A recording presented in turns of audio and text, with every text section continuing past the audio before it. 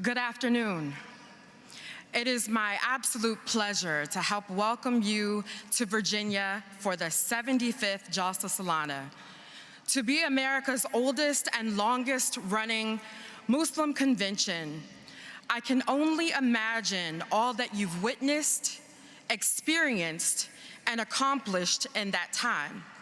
I am humbled to be invited to this space to witness the beauty and power of our shared humanity. A very special hello to all the Virginians in the room. Thank you for all you do every day to help make Virginia an even better place to live, love, learn, and make a lasting legacy. And to all gathered, your critical community service here in Virginia and throughout the world show your compassion and commitment to your values, and we thank you.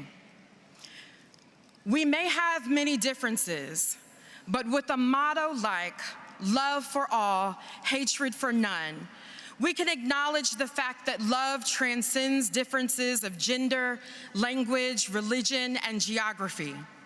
We know that love can be felt in heart-to-heart collaboration across any line that seeks to divide us.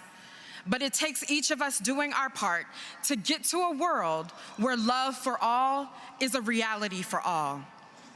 There's nothing more that we can do to please our God than to love God's people. But sadly, we also know that hatred can travel across those boundaries too.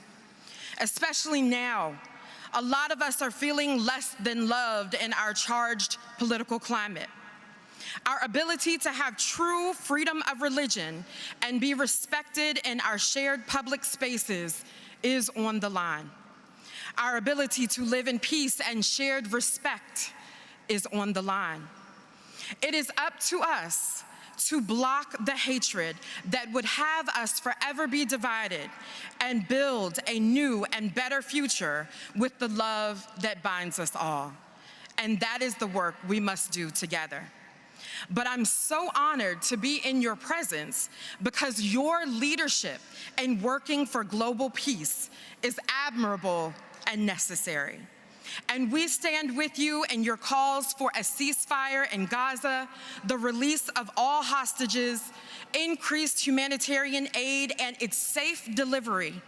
And we call on all nations to recommit to the international laws we have in place and to pass more just and equitable policies going forward.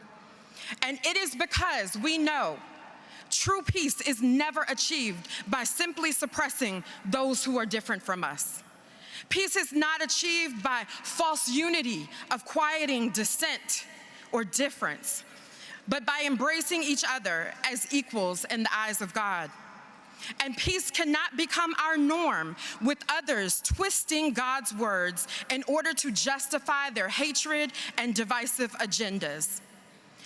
Everyone in this room is included in our constitutions, we the people of the United States. And in order to form a more perfect union, establish justice, ensure domestic tranquility, provide for the common defense, promote the general welfare, and secure the blessings of liberty to ourselves and our posterity, our Constitution must be able to protect us all equally. We know that true peace requires doing the work to uphold human rights and dignity, especially in times of conflict. There is no peace without justice, so thank you all for doing the work that you do for justice around the world. I look forward to continued dialogue and collaboration as allies in this work for justice, and I pray for your time together to be all that you need it to be re-energized and inspired for the work we all have ahead, to create a brighter, safer, and healthier future for all of our children. I wish you all the peace and love that your heart can stand while here in Virginia and throughout your lives. Thank you.